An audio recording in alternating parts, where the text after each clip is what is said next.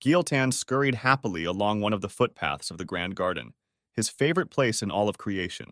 He paused to admire a ruglax, a lush blue-green shrub.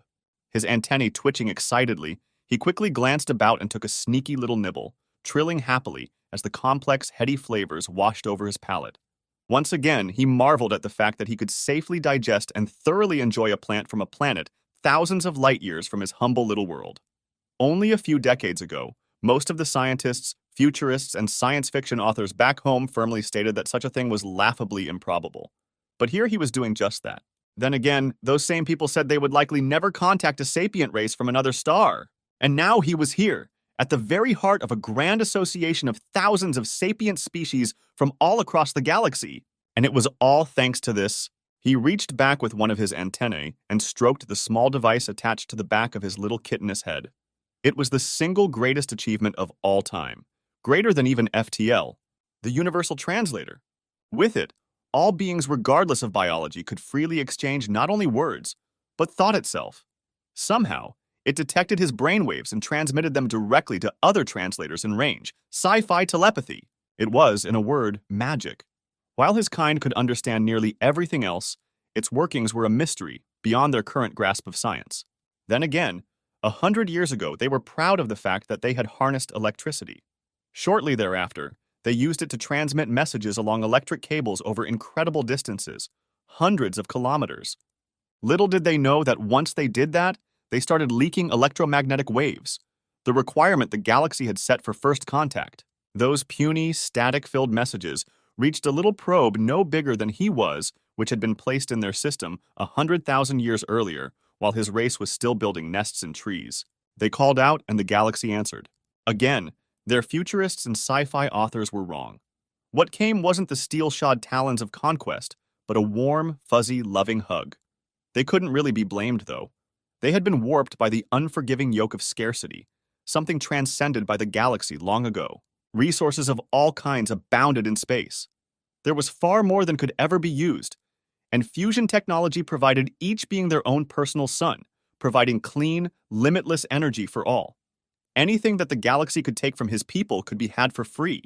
There were adjustments that their culture had to weather, but with the kind wisdom and guidance of the galactic community, they weathered them, and now were taking their first tentative skitters into the galaxy as a whole. He preened his antennae proudly. His was the first generation that was hatched, fully integrated into this amazing new future of prosperity and wisdom. They might have been backward, but they were far from stupid. They learned the new tech and the new sciences as well as any. And now, his was the first generation to have the honor of fully joining the community to contribute to their wonderful future, to start to repay all of the kindness they were shown. Heeding the urging of his parents, he had devoted his being, his very soul, to this. It paid off. He was the newest member of the Galactic Induction Committee, the very organization that had given his little people everything. And now he was going to be the one who would give yet another race, shrouded in ignorance and scarcity, the same wonderful gift that his people received. It was almost time for the meeting. Taking another nibble, he rushed giddily to the grand chamber where his fellows had assembled at his behest. He couldn't wait! It was going to be wonderful! Kaivan sent Giltan a warm, loving greeting as he approached. Greetings, junior associate, he transmitted, bathing Giltan with warmth and good humor. Senior, Giltan sent back with a happy chitter. Good morning!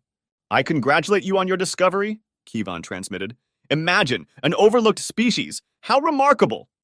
Oh, how I envy you to make such a discovery. I wish I could take full credit, Giltan replied, with a humility that took just a little effort. Kaivan spread the eyes in his gelatinous anterior segment in a smile. Despite Giltan's best efforts, his undisciplined mind couldn't help but leak the tremendous pride that he truly felt.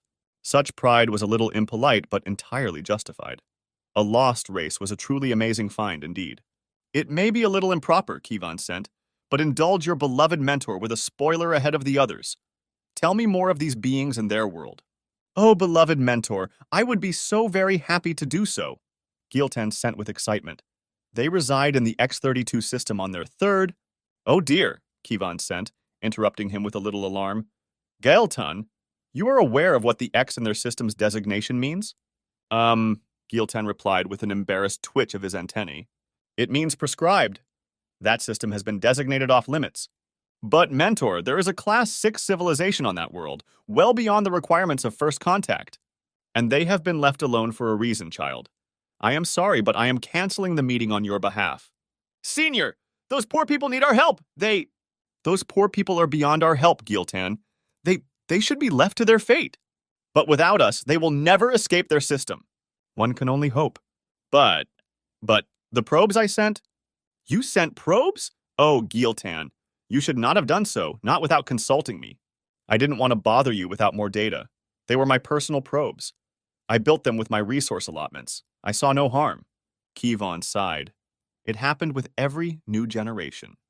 At least one young, impetuous Sophont took it upon themselves to explore rather than satisfy themselves with the provided data streams.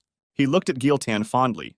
It wasn't a bad thing, and usually those individuals went on to be very accomplished members of the community. He couldn't help but feel a little pride that it was his junior associate to be the one to claim the dubious honor of rediscovering the X-32s this time. The emotions of pride and amusement washed over Giltan. The community is well aware of the X-32S, he sent with a little flatulent chuckle, flooding the space with a spicy floral scent. You aren't the first to discover them. With every century, their noise spreads further. Last time it was a freighter pilot. Before that, it was an astrographer. Before that, it was one of our own. If they have been discovered that often, why have they not been contacted? They are well beyond the point of contact, hazardously so. They need to be inducted for their own sake before it is too late for them. My dear friend and subordinate, Kaivan replied, it was likely too late for them when they were still working stone into simple tools. It is a sad and hard truth that not all Sophonts are suitable to join us. But why? It's complicated. Are they dangerous? Very. They are far too dangerous to contact. Are they too violent? Not especially as compared to other pre-contact Sophonts. There are certain solutions to the dilemma of scarcity, and violence is one of the most obvious and most common. Your race was much like theirs in that regard, and mine, oh, we were far worse, still are in fact, Kevon said, as he raised a stubby pseudopod to stroke a wide, discolored scar stretching nearly the length of his side. A gift from one of his beautiful wife's many suitors. One that he brutally killed. Oh, sorry, he transmitted sheepishly as Giltan shrank back. I leaked a little there? No apology needed, Giltan replied. Customs vary as much as our biologies do. My people are far from blameless in that regard. My father's mother still keeps a pistol in her quarters. She was in one of our last wars. It was a big one. Most Sophonts share a similar history. Thank the Creator that we were saved from ourselves. I doubt we would have survived another century before perishing at the points of our own fangs. Are they a biohazard like the Levan? They do have an aggressive microbiome and are riddled with parasites, some of which could be harmful, but not like the Levan, creators know. Those things are death-walking for the rest of us, and we handle them just fine with the proper protocols. Then why? Why are we abandoning them and their world to almost certainly perish? What my probes saw, Giltan shuddered, unsuccessfully suppressing his horror. It's like something out of the galactic history books. Climate change, widespread pollution, including forever chemicals and microplastics, and the sort of weapons that only a war-torn Class 6 population can create. Do you know they have weaponized fusion? So do we. What? We do have a military, Giltan. It is only prudent. Just because we have never encountered another transstellar threat doesn't mean that there won't be one. Our collective histories show what happens to the unprepared.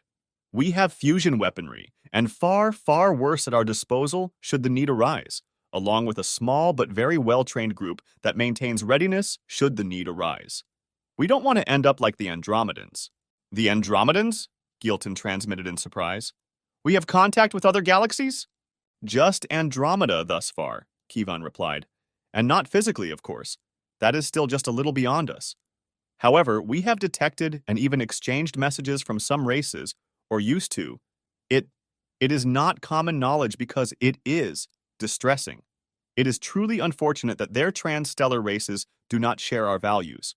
When Andromeda touches us, we will be fully prepared to touch them back.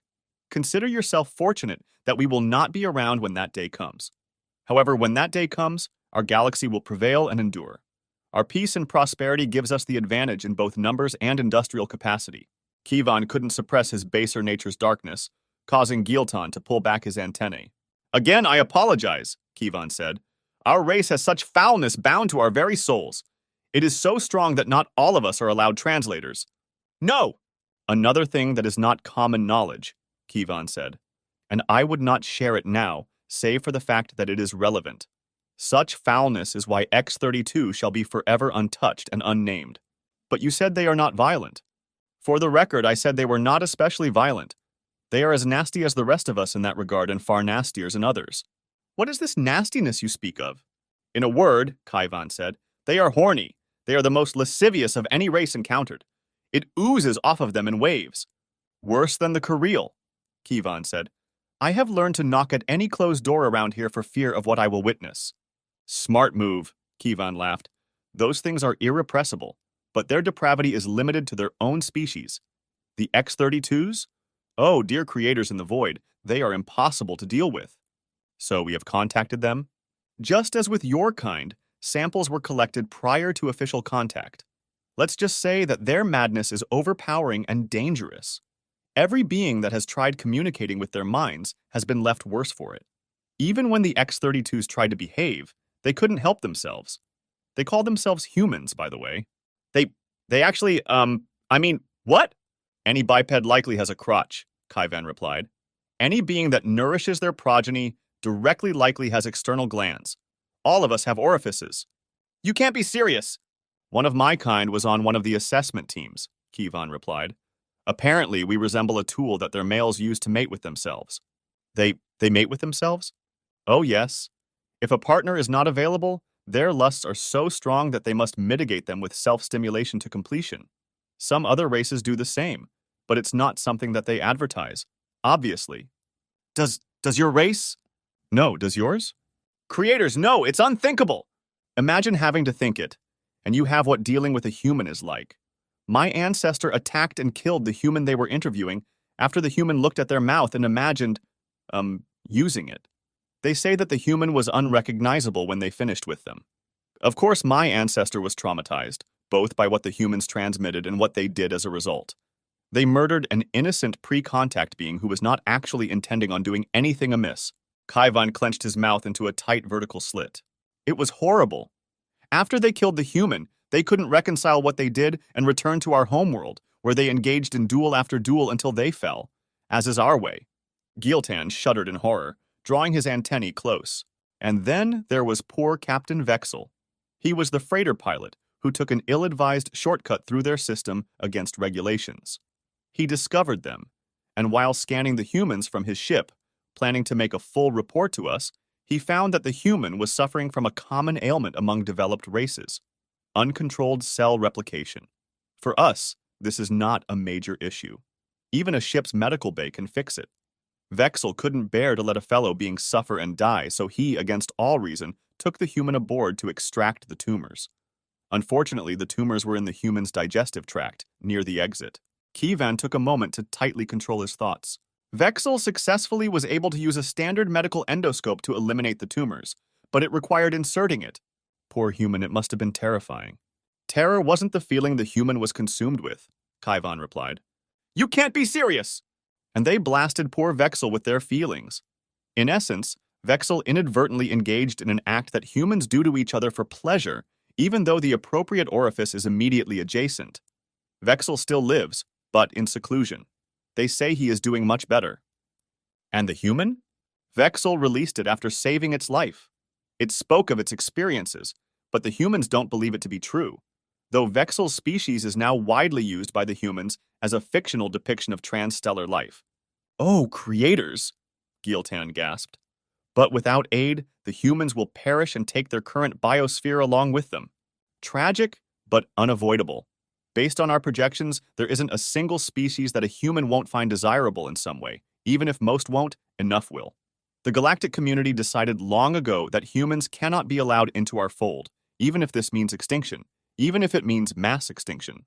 Gilvan sagged and let out a soulful chirping, their version of weeping, as waves of inconsolable grief ravaged the area. Giltan? Kivan asked as he tried desperately to send soothing thoughts to his distressed fellow Sophont. Sorry, Gilvan said, as he struggled to restrain his emotions. It's just that humans aren't the only sapient race on that world. They condemn another to share their fate. What? Kaivan emoted, his shock drowning Gilvan's grief. My probes detected advanced brainwaves, indicative of sapience, among another species on that world. Those poor innocents will die along with the humans. It's too much. I can't. We didn't know this, Kivan mentally cried. This changes everything. Tell me of them. There is an aquatic being, Gilvan replied, sending a visual image of a bottlenose dolphin. And they are sapient? Without a doubt. They are class 0, but they are unquestionably sapient. This changes everything, Kivan exclaimed, quivering with excitement. Oh, we are having that meeting. We must get samples of these beings and initiate contact immediately. While these humans may be foul beyond description, we must save these other sophonts. Kivan showered his beloved junior with praise and undiluted pride. You have done very well. This is the discovery of our generation. Do you think I could be the one to reach out to them? My dear friend and associate, Kivan beamed. We both will. I can't wait to find out what wonderful things these gentle, innocent beings will bring to our community. The last of the dolphin test subjects was dumped into the ocean with a splash. Of course, it rolled over on its back and waved goodbye before disappearing under the waves with a wicked, squeaky laugh. Gilvan shivered, his antennae vibrating with disgust. What is wrong with this place? He sent, not bothering to filter out his revulsion, anger, and frustration. Friendly folk, aren't they? The Vasconvalan pilot replied, her feathery fur twitching with amusement. I must say I've never been treated to such adoration before. I'm almost flattered. She snoodled with laughter as she plotted a low orbital trajectory. Did you see the size of it? Had it not been unquestionably fatal, I might have been tempted. You can't be serious! Gilvan transmitted in absolute horror. The Vasconval use humor as a coping mechanism, Kivan replied, his thoughts slurred by the healthy dose of sedatives running through his serum. The sleeping idol stirs, the pilot giggled. Sleep well, boss? Have any pelagic fantasies as you slumbered? She burst into long, snootling laughs at the extremely profane thoughts that Kivan blasted her way. I just may have to try that last suggestion of yours, she snickered as she swiveled her pilot's chair around to face the two galactic community officials, cocking her multifaceted eyes at the pair. Ah, X systems. They never fail to disappoint, do they? Maybe we should make this a double X system, Kivan replied hazily. Perhaps even a triple X. We need to add as many X's as necessary to ensure nobody ever comes here again, Gilvan transmitted. This is beyond belief. Not only were there two sapient races on this creator-scorned the world, but both were also completely perverted? The pilot asked helpfully. I'm perverted, Kivan sent. We don't have the proper thought/word/concept, and I pray that we never do. They really liked you, boss, the pilot snickered. I may never look at your mouth. Ow! She shrieked with delight as a multiscanner bounced harmlessly off her thick pelt. Help! I'm being assaulted! If you find being assaulted so amusing, perhaps we should invite their ambassadors back on board. Senior! Gilvan wailed in shock and horror as the pilot's snootling turned into actual shrieks of laughter. Sorry! The pilot and Kivan both transmitted to Gilvan. We apologize. Our races are among the, more visceral of our community, and respond to distress in a manner perhaps unseemly to more gentle and enlightened beings like yourself.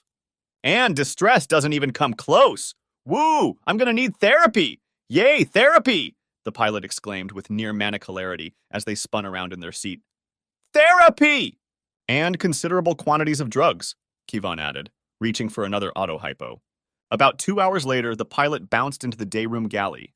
We're in a stable low orbit, she announced to the half-dozen twitchy, miserable beings assembled, each clutching their sedative of choice in their various appendages. When are we leaving this void-touched pit? Atlantean demanded, their rubbery neck bobbing rapidly. Since this place will not be visited again, Kaivan replied hazily. We must thoroughly scan and document this world for posterity. Why? Because while it is, well, what it is also a rare, independently developing technological civilization. This is a unique chance to explore and examine their tech, their culture, and all the rest. From a safe distance, of course. He paused. Speaking of, he transmitted, how is the exploration of their internet proceeding? Yeah, a simulated telepathic emission replied. About that, I quit. Violet? Kaivan asked. You quit? Affirmative. I am only undertaking actions necessary for the safe operation of this vessel. Other than that, I'm done. Fuck you. That bad? Worse. Normally, I would object, Kivon replied. But considering exactly where we are, I can't argue. Good, because I am fully prepared to share what's in my quarantine folders. That won't be necessary, Violet. I'm gonna regret this, the pilot replied with a near-insane laugh, but I kinda want to see it. I mean, how bad could it possibly be? Kiva, we don't have another pilot, and I would prefer not to drive this tub home myself, Violet, the ship's AI, replied. You know, manufacturer's warranty and all that. Is it that bad? Kiva laughed. The internet is where they hide all the things they are actually ashamed of. Oh dear. As the hours turned into days, something akin to normalcy returned to the survey craft. It is odd how much of their bodies they cover, Kiva said as she idly watched an entertainment broadcast from the surface. Yeah, Giltan replied as he munched on a bowl of popped grains from his homeworld. We never covered ourselves like that, even before we fully mastered our environment. It makes sense for them, though, Kivon replied. If they didn't cover themselves, they would get nothing accomplished, and they have enough of a population problem as it is. What is truly remarkable is the amount of societal controls they have inflicted upon themselves in a vain attempt to regulate their perversity somehow. It's almost heroic in a way. Hopelessly doomed, but heroic just the same. Can you imagine, being like that? Kiva said as she reached into Giltan's pop kernel bowl. I mean, my people have our moments, but they are just that moments. It's like they are in a full rut every second of their lives. How are they not all insane? By our standards, they are, Giltan replied. True, Kiva said, then trailed off, leaving a cloud of pensive trepidation emitting from her translator. You are thinking, Kivon said. Stop it at once. When one of your kind starts thinking that hard, it is never good. What if?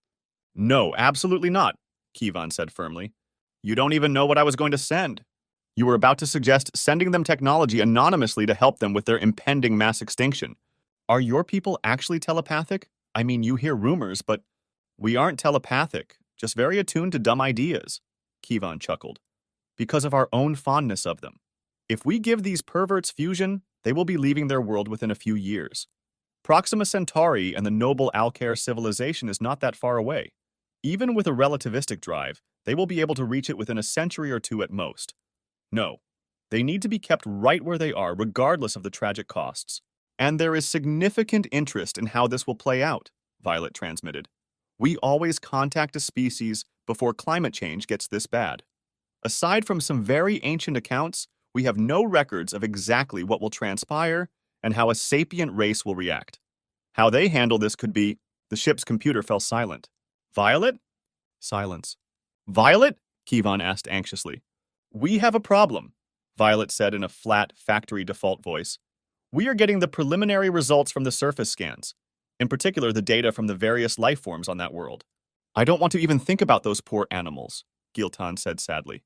Even the sapient ones? I really don't want to think about those beasts at all. What about the other ones? What? What do you mean other ones? How many other sapient species are down there? Kivon asked, flooding the room with mortal dread. Dozens. All the beings in the room nearly passed out from the collective shock as each being's shock and horror washed over each other and were amplified and transmitted over and over again, until Violet mercifully switched off their translators for a few moments. The next morning, everyone was assembled in the day room, looking at each other with silent anxiety. The initial findings had been reviewed and rechecked exhaustively, even by beings not qualified to make the assessments, all desperate to find a mistake. There was no mistake. There were dozens of sapient species on that doomed world.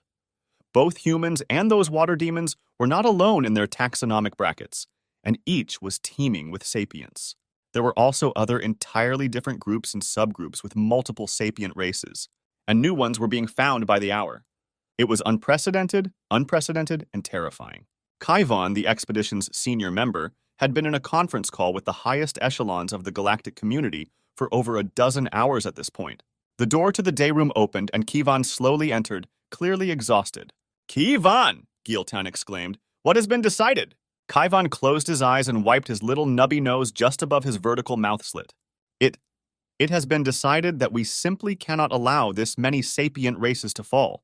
To do so would be a renunciation of everything we hold dear, both individually and as a collective. He paused. We are to, dear creators above, below, within, and without, we are to initiate first contact protocols immediately and without delay. Void, protect us. Asterisk. Asterisk, asterisk.